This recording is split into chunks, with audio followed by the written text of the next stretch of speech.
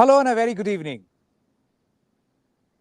We have always been told and taught in India, democracy is of the people, for the people, and by the people. In democracy, people are simply not the last voice. In democracy, people are also meant to be the first voice. Now, because we have a temple of democracy, be the assembly or be the parliament, it is a limited space. But in that temple of democracy, the first stakeholder are the people of this country. Now, all of them can't go there, sit there. Thus, we have the arrangement of elections to elect people's representatives. So, while the Constitution says democracy is of the people, for the people, and by the people, the same people of the country elects people's representatives so that their voice can echo in the temple of democracy. But in Manipur, the people of Manipur are extremely confused today, as much as I am confused. The people of Manipur are confused because the people's representatives have gone completely silent, tight-lipped, and mostly from the ruling side. Thus, there is a lot of confusion. And that confusion compels us to ask a couple of questions. Question number one. Is there a chief minister in Manipur? Is there a chief minister in Manipur? Or who is the chief minister in Manipur? The answer is, I don't know. Has BJP decided on a new chief minister for Manipur? The answer again is, I don't know. Is there animated suspension in Manipur? The answer again is, I don't know. Is there a president's rule in Manipur? The answer again is, I don't know. And is this a constitutional crisis? Is this a constitutional crisis? To be very honest, I don't know. Is everything all right in Manipur? Well, I leave it to people to understand and decide if everything is all right in Manipur. It was last Sunday when N. Biren Singh resigned as the chief minister, 21 months after the massive violence that unfolded here in Manipur engulfed the whole of the state, killed more than 200 people, left more than 70,000 people displaced. 21 months after the first incident of violence, even after being in the eye of massive political storm, even after being in the eye of massive criticism, he stayed there as the chief minister. But last Sunday, he resigned. And thereafter, since Sunday, today being Wednesday, in the past 72 hours, Manipur did not have a chief minister. On Wednesday, as we speak, Manipur does not have a chief minister. The question fair to ask is, who is at the helm of the government? Again, the answer is, I don't know. The question pertinent, is this a constitutional crisis? It only emerges out of a situation. The Constitution mandates that you need to have an assembly session in 6 months. On 30th of June, the assembly session was called in the year 2024. That ended as sine die on 12th of August. And since 12th of August, there has not been any other assembly session. Thus, by 12th of February, the assembly session was needed. And the assembly session was called from 10th of February. But soon after the chief minister resigned, the governor called their assembly session, the 7th assembly session, null and void, which means in 6 months' time, Manipur has not seen an assembly session. So, under such a situation, a curious one, when you do not have a chief minister, when you do not know who is at the helm of affair, and when you do not know is there suspended animation or is there president's rule, it is a very, very curious case because we certainly don't know what's going on in Manipur. And is Manipur actually caught in crossroads? Well, I have got very limited knowledge. Before you start abusing me, I am joined by a very senior journalist from Manipur, one who has spent decades after journalism here in Manipur. And it's such a pleasure to invite Paujul Chauba here on the show. He is an independent journalist running. Why don't you introduce yourself? Thank you, Tamal. Right now, I'm with the Frontier Manipur. It's a web-based news portal. I am the executive editor, and see here we are. Frontier Manipur is one-stop destination for me when it comes to cross-checking, verifying information. If there is a development, I always either get in touch with Mr. Chauba or check with Frontier Manipur as worries that you have heard and whether it's actually showing there or not. Chauba, I mean, I have never come across a situation like this. Manipur is equally my state. I love this state. This state doesn't have a chief minister now. Yes, that's what. There is a caretaker chief minister as per the press release from the governor's residence. So we're also confused. Who's having the actual power now in Manipur? Chief minister has resigned. He is the executive head of the state. Now, he is there now as a caretaker chief minister. But what happens is we do not know who is having the authority to govern the state, the public. The mandate that we have given to our representatives for them to debate, to make policies. As in the temple of democracy, our assembly, the legislative assembly, which was supposed to be convened from 10th of February? From the 10th. So I would say it's a matter of democracy in the first place. Because even sans the chief minister, the assembly could have gone on. So why didn't they let it happen? That's our number one question. So is the BJP protecting something, their interests, by calling off the scheduled sitting and terming it as null and void? When is the last time you have come across such a notification coming from Raj Bhavan, just not limited to Manipur, anywhere across the country? Null and void.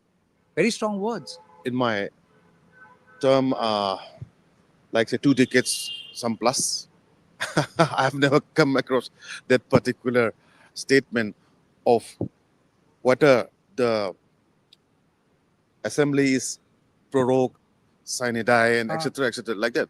But there are certain provisions, some judicial powers that the speaker has, the governor has. But this is the first time we are seeing such a notice. And what does null and void means? So we're equally confused right now. And at the same time, you can see what's happening. If I can pull up that notification which has been issued on 9th of February 2025, hours before the assembly session, the 7th assembly session was supposed to convene.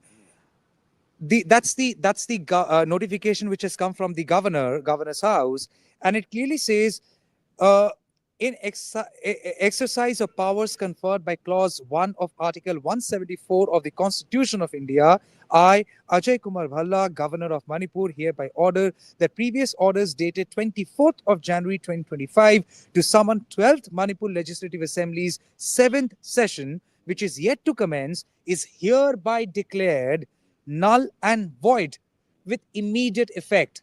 And please note, 9th of February is also the day when the chief minister has resigned.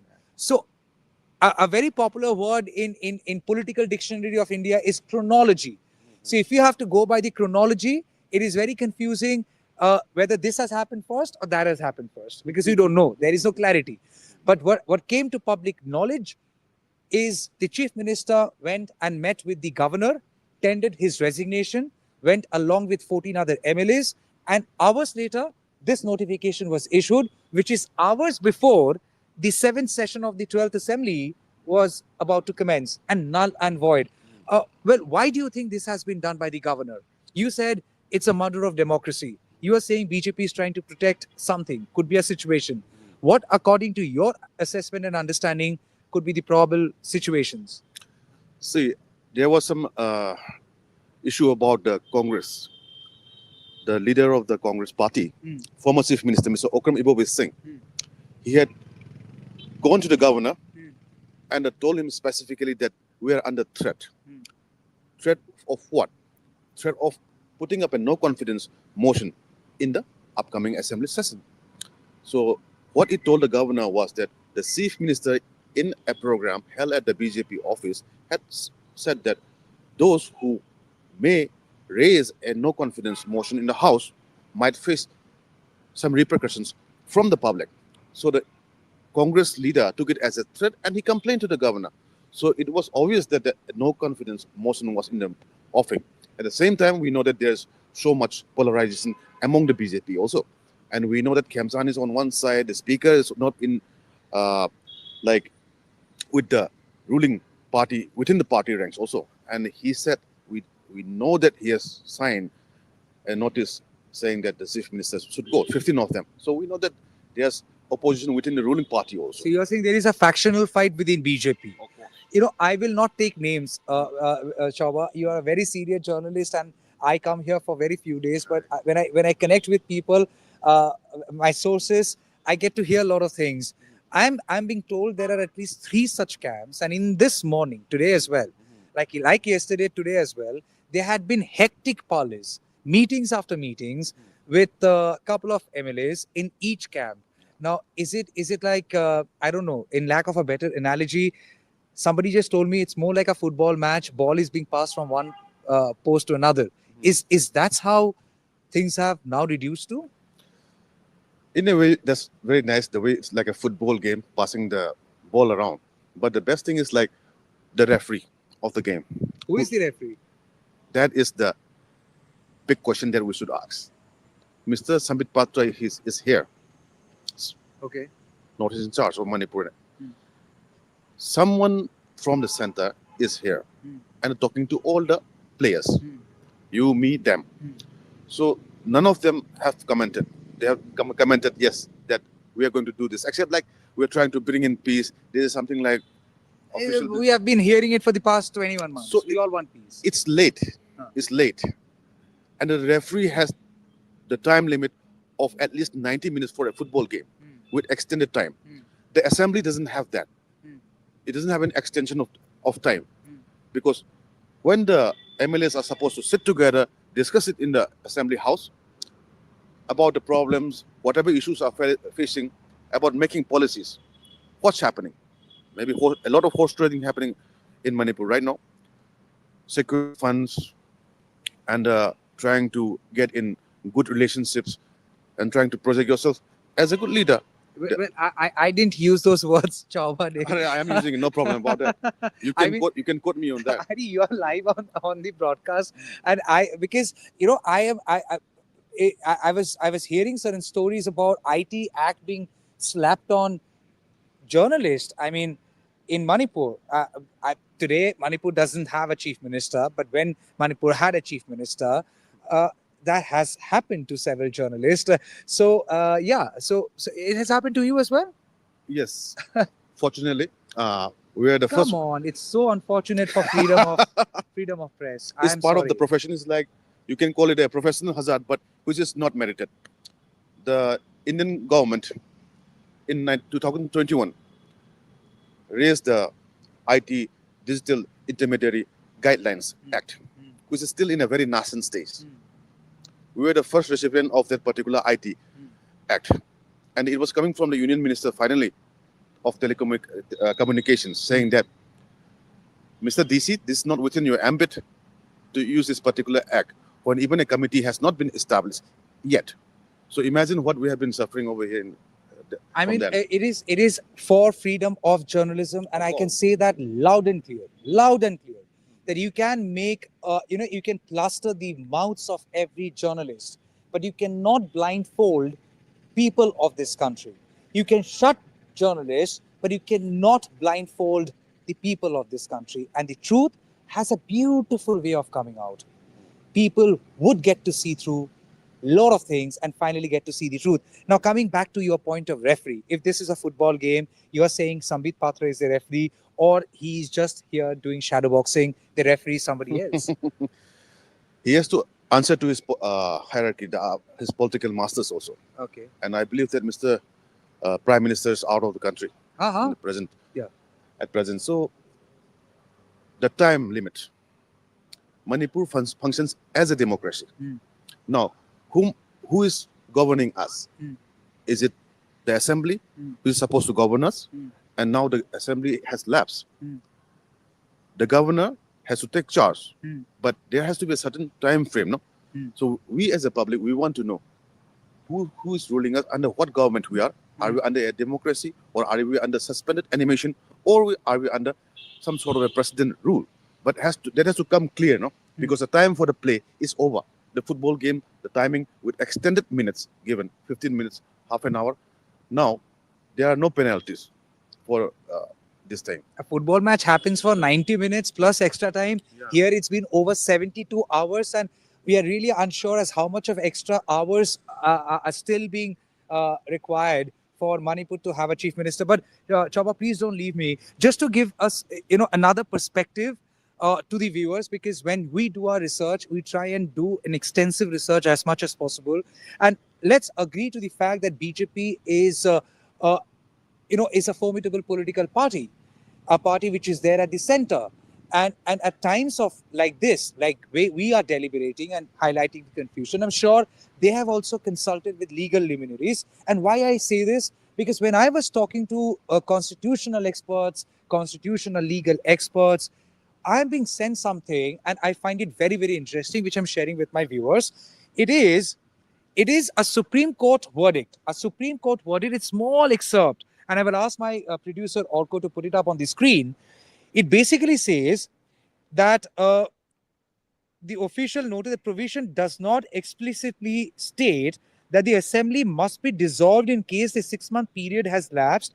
According to a 2002 Supreme Court judgment, please hear carefully, according to a 2002 Supreme Court judgment in the Bharat Bhai Bhagwanji Bhai versus State of Gujarat case, and I quote, Supreme Court had said, merely because the time schedule fixed under Article 174 cannot be adhered to, that per se cannot be a ground for bringing into operation Article 356, that is Precedence Rule. I repeat, Supreme Court in its verdict in a case of Bharat Bhai Bhagwanji Bhai versus State of Gujarat back in 2002 had said, and I quote, merely because the time schedule fixed under Article 174 cannot be adhered to, that per se cannot be a ground for bringing into operation Article 356, that is Precedence Rule. Now, this is also there in our book of our constitution, because please understand, when our courts operate, Supreme Court is the supreme. So Supreme Court has several judgments, and every judgment is considered to be a reference point. Now, whether this as a reference point is being considered by BJP, because they are absolutely silent, not a single MLA is talking about this situation. Nobody is talking about this situation. In fact, Congress MLAs are also not talking about the situation. I mean, they are the opposition. They were thinking of moving a no confidence motion. They are also silent. That talks volumes about the opposition that is there in Manipur. Back in 2017, when the Congress had the biggest numbers, 28 of them in the 2017 elections. BJP had 21, I believe. So the governor then invited BJP to form the party. So as per protocol, the governor has to invite the majority, right? So that didn't happen in Manipur. Okay. Then after that, the BJP took over In 2017. 2017. I was covering that election. I So you remember. can see when the polls happened in Karnataka, similar situation happened, but the Karnataka politicians said that this is not Manipur. Nothing of that sort will happen here, even though BJP is in the center. So time and again, we have questioned the legalities, the system, the functioning of a vibrant democracy, which is supposed to be here, as the BJP had promised. But right now, what are we under? Are we under Article 356 right now? Or are we in a democratic state? Or are we under suspended animation. All right, you can put the house under suspended animation. You can do some peace brokering, and okay, you can put a new council of ministers, swearing a new chief minister, but the MLAs remain intact. So if that is the situation, please tell us what are we under now, and if the governor feels that under the whims of course in consultation with the president, says that the BJP here are refusing to come together, there is no glue that can hold them together. So let's impose president rule of them. So that means the house will be dissolved. If there is precedent's rule, do you think it will be good for Manipur or bad for BJP or bad for good for BJP? This is a state where the BJP has got the maximum numbers, the total majority. Yep. Center, the BJP is there.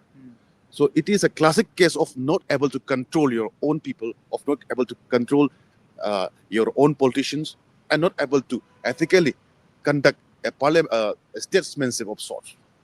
Instead of giving us a stepmotherly treatment of letting this violence brew on for more than 2 years. Where has that happened in the rest of India since the partition of India has such violence occurred for such a long time? Don't say that. BJP would immediately retort and say during the Congress time this has happened. All right, then please show us where did it happen. No, don't say that. There is a statement made in Parliament by Union Home Minister Amit Shah. I see. You know more than Amit Shah. So He's the Union Home Minister. of course, he has made certain promises. At the first time he said, why did this violence happen? When he was here in the initial 2023 in May, 5th or 6th he was there. He said it was due to a hasty decision taken by a court. After that, it was people, narco-terrorists or something like that, foreigners thing, and back to that Congress thing. How much, why will you put the blame on for different reasons?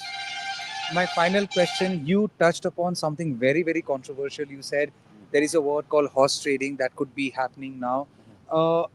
Do you think the camps, let's not get into names, okay? All right. Do you think the hectic parleys and bargaining which is happening or negotiations which are happening, it is purely on the monetary terms? I mean, the chief minister's position is vacant. And of course, there are some essential qualifications.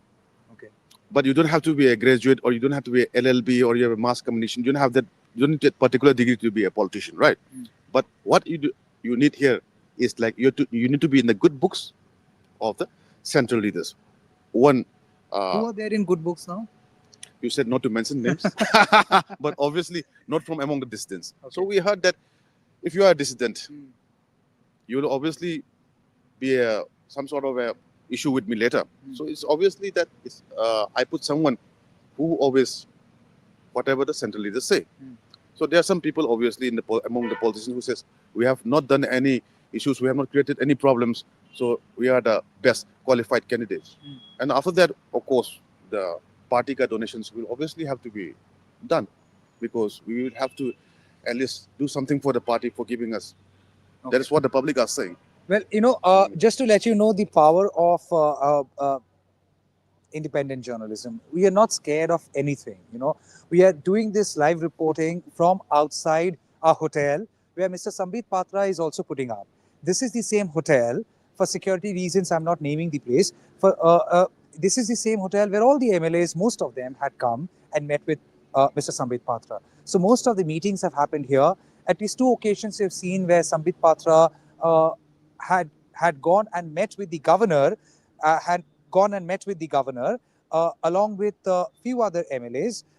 So in 2 separate occasions you've seen this, that he had gone to the governor's house with MLAs. But then again, what is the outcome of that? We don't know. So there is one word that defines the situation. It is ambiguity. It is confusion. And I don't think Manipur deserves this. I don't think any state deserves this. I would definitely say one thing, do I know this, that this is something we should be questioning? Answer to that is yes. While the title of the show is Dear Manipur, I don't know, but trust you me, I know this much, that if you don't ask the right question, when the time is right, you miss out the opportunity to seek accountability. We would always be asking the right questions and do it every time. It has happened in Manipur, we are concerned. Had this happened in Bengal, we would have been equally concerned. Had this happened in Uttar Pradesh, we would have been equally concerned. Had this happened in Mizoram, we would have been equally concerned. Had this happened in Rajasthan, Madhya Pradesh, Maharashtra, Gujarat, Punjab, Tripura, Karnataka, anywhere, Andhra Pradesh, Kerala, we would have been concerned. So the fact of the matter is, there is a confusion as whether Manipur is now hanging in a limbo, and if there is a situation of flux, and if this can be called a constitutional crisis. Answer to that is not known to us. But somebody was telling me, Mr. Chauba, before I wind up this show, somebody was telling me, wait for 3 months. And that person I know is very close to Mr. N. Viren Singh. The person told me, wait for 3 months. I said, then what will happen? You never know. Mr. Viren Singh can also come back and become the chief minister. Oh, wonderful. That's something we'll love to see. I have no idea. Like the way you laughed here, I heard it. And because I was talking to somebody who is very close to Mr. Viren Singh and also a politician, I had controlled my laughter. But I was just wondering, I mean, you resigned after 21 months of the violence. When opposition was demanding your resignation, you said, no, I would take the state out of the crisis. And then after 21 months, you have resigned. Not a single word uttered by you, whether it's because of the central government's decision or central leadership's decision, again not known. And who would be your successor? It is not known. It's been over 72 hours since his resignation. So here's the thing. We would be questioning that. We would be questioning that because if democracy is of the people, for the people, and by the people, media is expected to be the voice of the people. And thus, we are only simply putting out questions which are bothering the people of Manipur. And I'm sure it is also bothering the people of India. Because I always say, Manipur is India and India is Manipur. I thank you all who have joined this live broadcast. Leave us your feedback. Connect with us. If you have more knowledge about Constitution than us, please do elucidate us. Give us the knowledge, share the knowledge. Because here, we are expecting to grow, clinging on to you all, the editors of News the Truth. So thank you all for connecting with us. Do like, share, and subscribe, and do give feedback. For now, I take your leave. Goodbye, take care, and good night. Thank you, Mr. Chauhan. That is